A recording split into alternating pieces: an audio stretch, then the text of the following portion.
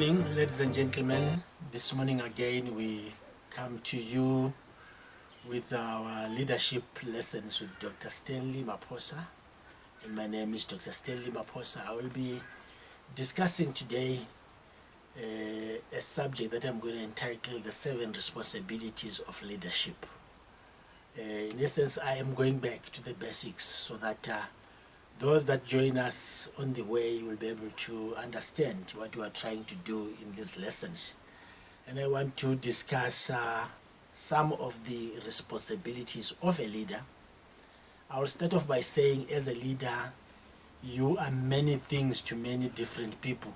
In other words, you have various roles as a leader that you need to fulfill, especially the more you go up the organizational ladder, the more you move up, you need to be able to redefine your ability to effectively balance these different roles that are required from you as a leader. If you fail to manage the process of defining the different roles that the leader should have in their role, in their position, in their space as leaders, then the consequences of that become what we call ineffectiveness, frustration, lagging in motivation, and even the big one, which is called burnout. So what is the current mix of these 7 responsibilities that we are going to talk about here? They are basically acronymed ACCE MMV, ACC or ACCE M and V. And I'm going to start by the A, which means as a leader you are leading as an ambassador. So A stands for ambassador. So every leader, wherever you are, whatever role you are in, whether it's in your family setup or NGO setup, civil society or church or government or private sector, if you are in a leadership position, then you are an ambassador of that organization that you are leading. What that simply means is that you are the face of the organization, and when you interact with other people, you really ensure that you are a living representative, or you are a walking representative of the organization that you are representing or that you stand for. And therefore the mission of that organization, the vision of that organization, the values of your team should be represented in you. And what that simply means is that, number one, you need to be building your external networks. You need to be building more and more connections that you are connecting and bringing together to your organization, just like an ambassador does, representing their country and mobilizing, communities where they are located to be able to support their country, their government. So you are an ambassador. You have to build your networks, your external networks for your organization. The second thing that you need to do as an ambassador is to articulate the brand of your organization, to articulate what we are standing for, what we represent, what we do and what we don't do. And that should be articulated by you as the ambassador. The third thing that you need to do is to, number 3, attract top talent to your organization. Attract top quality experts and talent in the form of workers, in the form of administrators, in the form of supporters, in the form of members. Whatever it is that you really need to attract, you must attract the top talent that is in the field so that they become part and parcel of your organization. Somebody would say you are a non-profit organization. What talent we attract? You are working in communities, poor communities. Yes, there is top talent in every place where you are. If there is no top talent, you attract those that you attract and you develop them so that at the end they become top talent. The fourth thing is to sell your products. You are an ambassador, you are selling your products, you are telling the people what your products are, what you are selling, what you are doing, what you are representing, and that's your particular role. And the last role of an ambassador is that you must be a rainmaker, you must be a miracle worker, you must be able to do those things that other people think are impossible. So yes, you are a rainmaker as an ambassador. So great ambassadors live, breathe, and they know their company. So your company must be part and parcel of your fingertips. It must be just here. You must know it, you must live it, you must breathe it, and you must be able to sell it out to other people. And you must have a high awareness of what your organization is. What's the purpose of your organization?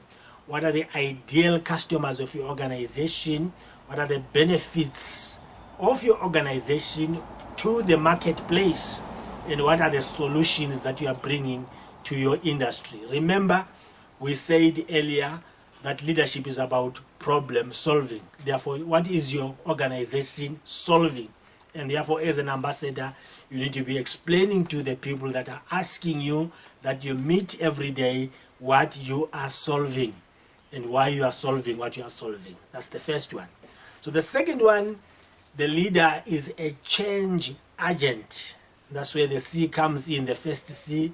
You are a change agent as a leader. Every leader is a change agent. Change happens. Change is inevitable. Change is constant. Change always happens. In every place where we find people, there is always change. And therefore, you as a leader, you are the agent of that particular change. You make change happen, and you enable change to happen, and you facilitate change to happen. I said also in my earlier lesson that leadership is about addressing the status quo. Status quo is something that is very difficult to change.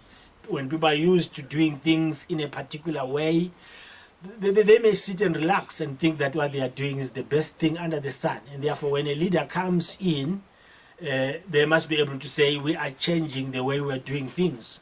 We may not be changing the structure, we may not be changing the core values, maybe not be changing the products that we are selling in this organization, but there is a level of change that is coming in. So as a change agent, you need, number one, to know your personal style in the face of change. What is your personal style as a leader in facilitating change? As a facilitator of change yourself, as a mover of change yourself, what style are you putting forward to be able to bring about that particular change? The second thing that you need to do as a change agent is to need to understand your team's change style and preferences. What is your team's change style, and what are the preferences of your team? In change management, there are other people that are called early adapters. There are other people that are called, late adapters. There are other people that are resistant to change. So you need to understand who are the early adapters that you need to go with quickly, and who are the late adapters that are slow, and who are the resistors of change, and who are those people that you can use and position to be able to help you to bring the change around amongst the staff or the members or the organization team that you are leading in that particular point in time. The third thing that you need to do is, as a change agent, you must explain what, when, how, and why is the change happening. The 5 W's. What is happening? When is the change happening? How is it happening? Why is it happening? And this explanation of the 5 W's must not happen one time. It must happen multiple times. As a change agent, you must preach, you must convert, you must indoctrinate, you must brainwash the people until they understand why is the change happening, what is the change all about, how is it going to happen, when is it going to happen, where exactly in the organization is the change going to be happening. And the fourth thing that you need to be doing under change management is to think from the perspective of different people. In other words, you have different people that I've already mentioned, the early adapters, the late adapters, and the resistance, those that are resistant to change. So you need to be able to think in their different perspective, to say those that are in agreement with change, why are they in agreement? Those that are resisting change, why are they resisting change? Those that are watching and they are slow to change, why are they slow to change? And therefore, you must fit in those three shoes, or there are more shoes. Fit in various shoes of different people. Some are scared of change. They say, what is going to happen? What's our future going to be like when this is going to change? What's the future of our families? What about our employment? What about our salaries? What about our positions? What about our roles? Does it mean I'm not going to be a senior pastor anymore? Does it mean I'm not going to be a leader anymore? Those are the questions that run in the minds of people when change is happening. And therefore, as a change agent, as a leader, you need to be able to understand the different perspective. If you can't be in all the different perspectives, it means you need to find other people that are going to help you bring the different perspectives, or you didn't need to engage the different groups so that you understand the different perspectives. The number 5 thing is that you need to build a higher engagement and commitment. In other words, as a change agent, you need to engage even beyond the level of the staff, beyond the level of yourself, beyond the level of the organization. If the organization is a small community organization in a rural area somewhere, but is affiliated to a headquarters somewhere, then you need to be engaging that head office. If it's a head office organization, you need to be benchmarking with other international organizations of a similar nature. So in other words, you are engaging at a higher level to be able to say, what is this change and how others have been able to address it in similar context, so that your thinking and your engagement is much more wholesome than just coming to say, today we are changing, this is how we are doing things. So your engagement is to bring and to build higher engagement and commitment. And then the last one under change agent is to generalize enthusiasm, generalize interest, ensure that there is interest that is generalized, there's there's interest that is generated amongst your staff members, among your team members, or for the change. They get involved, they get interested, they get participating, and they generate interest in the change process. And some have done it this way, that they also include the staff members maybe to form their own committee, while the management forms their own committee, and continuous meetings happen between these two groups, so that there is generation of this thing that is called enthusiasm. Change is difficult. Change is difficult. I will not lie to you. Change is very, very difficult. And great leaders are those that help people to feel safe and productive during a change process. So you must ensure that people are safe during a change process, and you help them to generate and to understand this particular process, which is called change management. And how do you do that? You have to understand that change takes time. Change takes time. You must also understand that you need to model resiliency to change. That after the change has happened and people are down, they will bounce back. Resilience means the ability to bounce back like a tennis ball. So when change has happened and everything has gone low, people must be able to generate this bounce back, or this resilience mode, to come back again to life. And you must also understand that you need to be a positive realist. You must be realistic. You must not just be idealistic. It's not about ideas. Change is not about ideas and a lot of theory and a lot of philosophy. It is realistic, and therefore you must be, as a leader, positive and be a positive realist.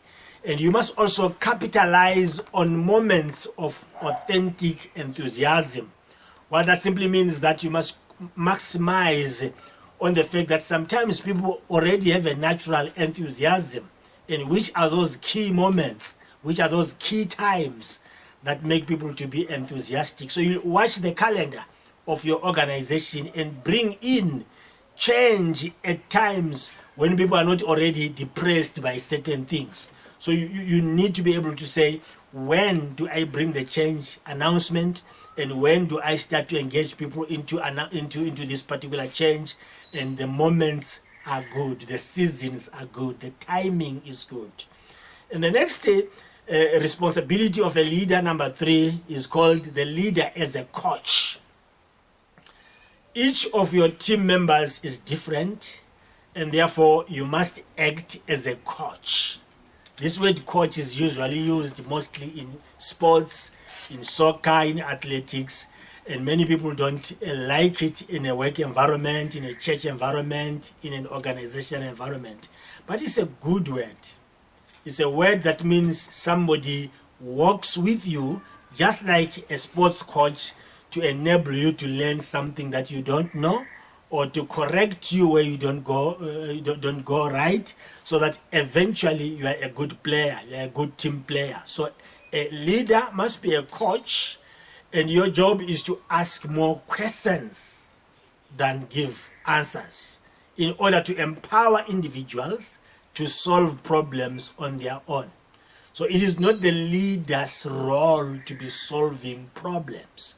It is the members or the team that must solve problems. And therefore the leader must be asking these questions, and in the process empowering individuals, so that these individuals will solve problems on their own without the leader. And great leadership writers like John Maxwell, like others, indicate that succession planning and moving yourself outside the leadership space is a great achievement. So one day you must say, after we have gone, the organization continues. Not that after we have gone, the organization dies. So it means you have failed your coaching abilities. And how do you do that? Number 1, you must know your team members. Before you coach them, you must know who are your team members, just like any coach does. Secondly, you must develop each individual. Now that you know them, you develop them as individuals. There is no development that is holistic, that is homogeneous, and that is the same for every person, because people are different. And what else do you do as a coach? You deliver supportive and timely feedback. After your people have done something, you feedback them in time, and that feedback must be supportive. And what else do? You provide career guidance for long-term success. Career guidance or ministry guidance or organizational guidance for long-term success.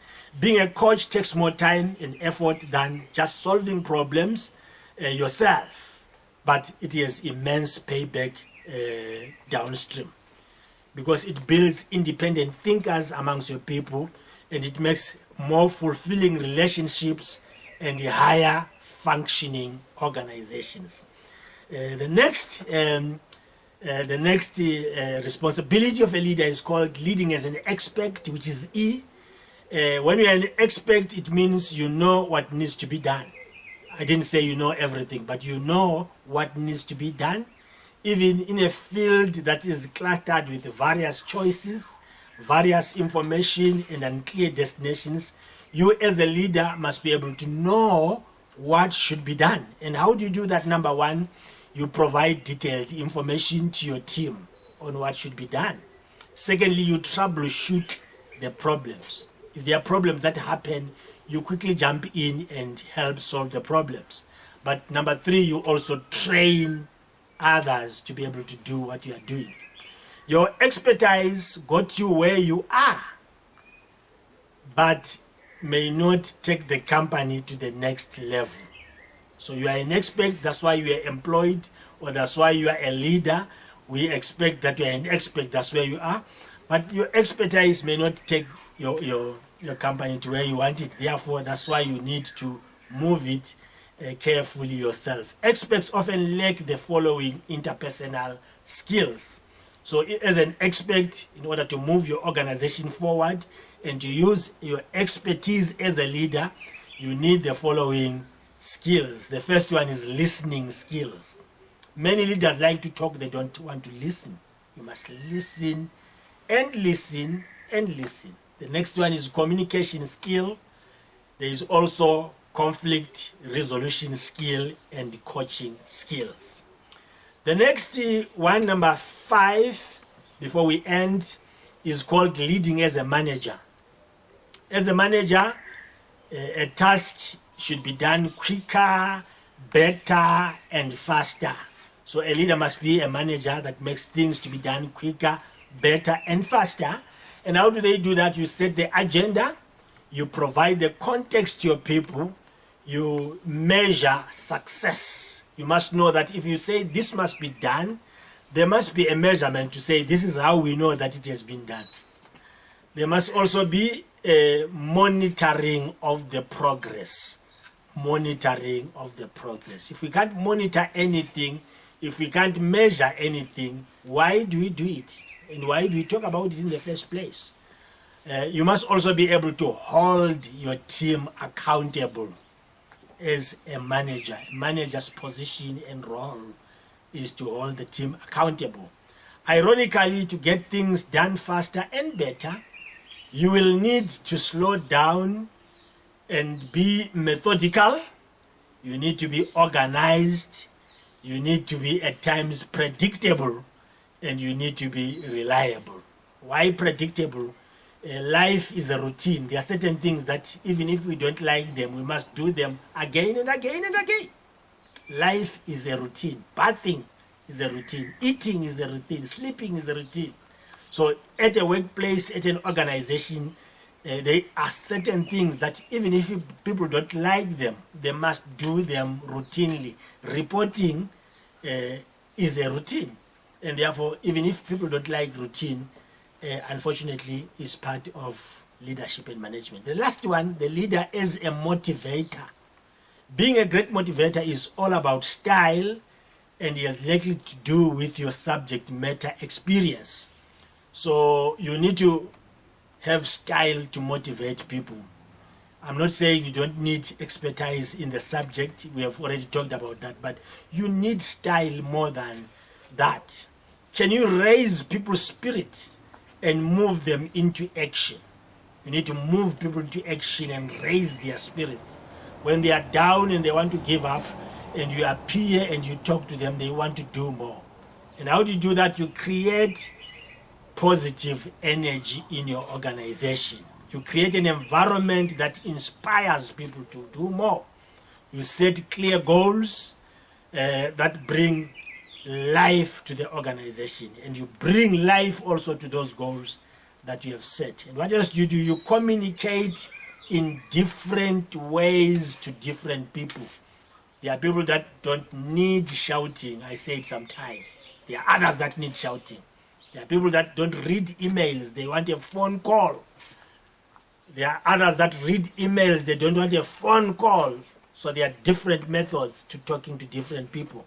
Use that if you understand your people. Keep pushing forward in the face of challenges. As a leader, when challenges happen, push forward and keep pushing forward. Motivation comes in waves. Some days you have it, some days you will not have it, but your job as a leader is to build a culture of self-perpetuating good energy, intrinsic energy. And you must recognize efforts, reward results, acknowledge painful realities, and articulate the hidden opportunities. Articulate the hidden opportunities. English. The final one is leading as a visionary. Without seeing the future, you will not create it. Foundational to any strong leader is a well-developed vision. We'll have time to talk about vision next time. But what that means is that you must be curious and creative. You must think long-term as a leader. You must have a big picture of your organization, and you must be able to translate your vision into clear goals and actionable tasks. Communication, communication, communication. It must be in a position to continue to evolve. There is no organization that remains the same every time. Without vision, a leader is nothing. So to keep your vision sharp, you must start as a leader to adapt to new technologies. you must address the status quo, and you must also look at the needs of your customers, their preferences and their desires. And you must also challenge the product of your organization. What are we producing? If your organization produces people, challenge yourself, are we producing people that are making a change out there? If it is producing books, are we producing books that are reader friendly, that are well edited, that are well researched, not just churning out books for the sake of churning out books because others are writing books also. So you must challenge your products. Let me leave it there for now, and thank you for listening to me. I hope and believe these 7 keys or these 7 responsibilities of leadership will take your organization to another level. Get in touch with me, like my page, follow, comment, and share with others. Thank you.